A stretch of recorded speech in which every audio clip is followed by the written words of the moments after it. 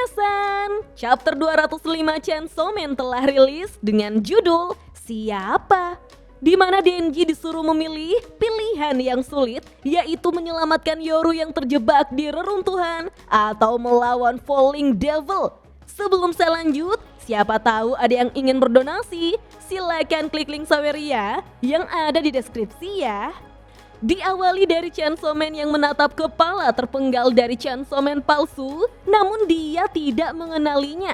Karena kecewa, Fire Devil pun mengulurkan tangannya, sehingga api di telapak tangannya mulai menampakkan gambaran dari masa lalu dari sosok di balik Chainsaw Man palsu. Dia bercerita bahwa dulunya ada sepasang anak kembar berhati baik yang menemukan Fire Devil, seorang iblis yang terluka, dan membawanya masuk untuk menyelamatkannya. Saat merawat luka Fire Devil, si kembar sering bercerita tentang Chainsaw Man. Menurut si kembar, sekalipun identitas Chainsaw Man adalah Devil, tetapi dia bisa menjadi simbol harapan selama memiliki keadilan di hatinya. Mereka mendesak Fire Devil untuk bergabung dengan mereka demi melakukan hal yang benar bersama-sama. Tentu saja hal itu membuat Fire Devil berempati dengan pesan mereka dan mengambil tindakan. Saat itulah Fire Devil membuat kontrak dengan mereka yang memiliki keadilan di hati mereka, memberikan mereka kemampuan untuk berubah menjadi bentuk keadilan mereka sendiri. Fire Devil mengingat saat pertama kali si kembar menyelamatkan seseorang dengan kekuatannya. Itu terasa seperti baru kemarin. Si kembar yang terinspirasi oleh Chainsaw Man mulai menyelamatkan orang-orang sebagai Chainsaw Man palsu, dan mereka berdua tampak sangat bangga. Dan pada suatu hari, Chainsaw Man muncul. Selama pertarungan Chainsaw Man melawan iblis kecoa, ternyata iblis kecoa mencengkram adik laki-laki dari saudara kembar itu. Namun sayangnya, Chainsaw Man membiarkan adik laki-lakinya mati untuk menyelamatkan seekor kucing. Dengan penuh dendam, Fire Devil bertanya pada Denji, apakah kini dia mengingat wajah si kakak? Atau apakah Denji bahkan tidak melihat ke arahnya? Mereka adalah orang yang mengidolakan Chainsaw Man, tapi Chainsaw Man mengkhianatinya. Dia hidup untuk membalas dendam pada Chainsaw Man, tapi Chainsaw Man bahkan tidak mengingat wajahnya. Itu masuk akal. Pada akhirnya, Chainsaw Man tetaplah Devil. Denji lalu bertanya, apakah Fire Devil ingin dirinya meminta maaf? Meskipun Denji sendiri tidak sepenuhnya mengerti apa kesalahannya. Fire Devil hanya menjawab, salah. Fire Devil mengungkapkan bahwa setelah ini Denji akan memilih di antara dua pilihan lagi. Namun dia berpesan bahwa kali ini jangan membuat kesalahan yang sama. Sebelum Fire Devil sempat mengungkapkan pilihan itu, sebuah gedung pencakar langit runtuh di samping mereka.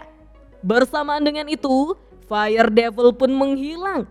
Siapa sangka, Yoru yang terkubur di antara reruntuhan mulai berteriak memanggil Chainsaw Man dan bersikeras bahwa dia belum kalah. Padahal, baik Yoru maupun Denji sama-sama tahu bahwa itu bohong.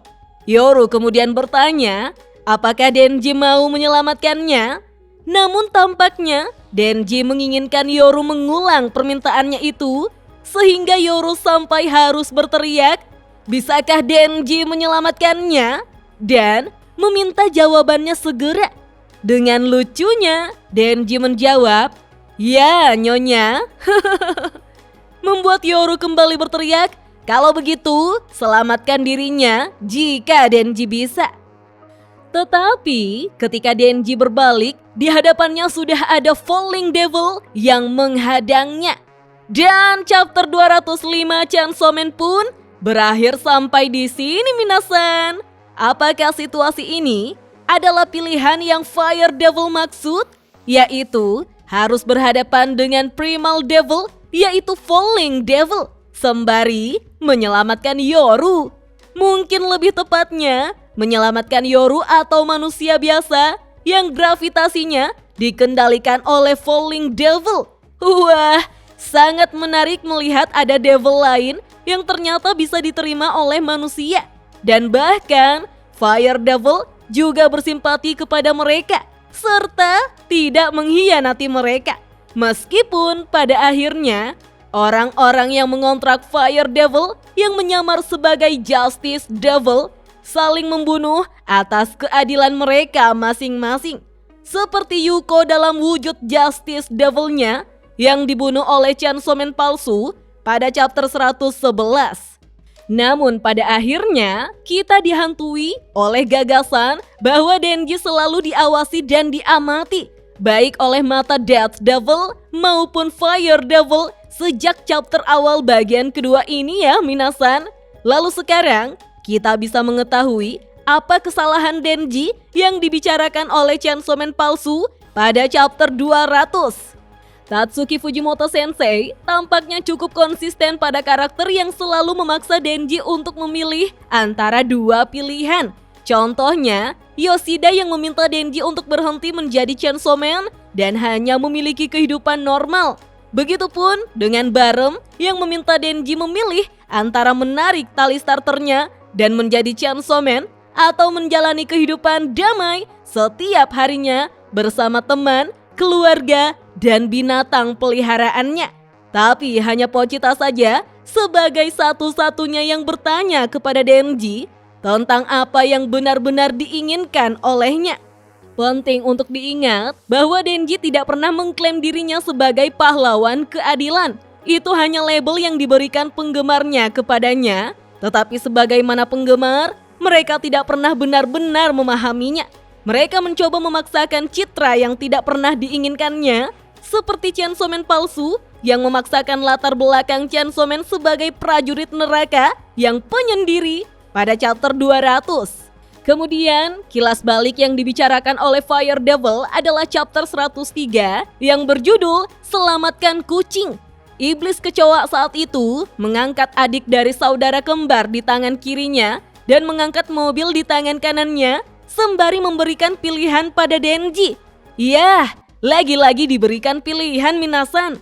Satu murid dengan masa depan cerah atau 5 lansia di mobil itu. Manakah yang akan Chainsaw Man sebagai sang superhero selamatkan?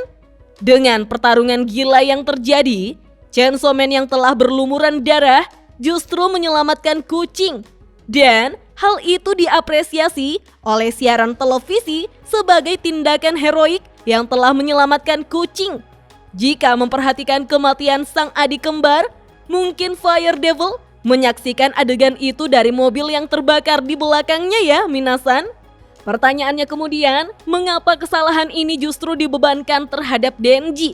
Padahal Devil lah yang melakukannya.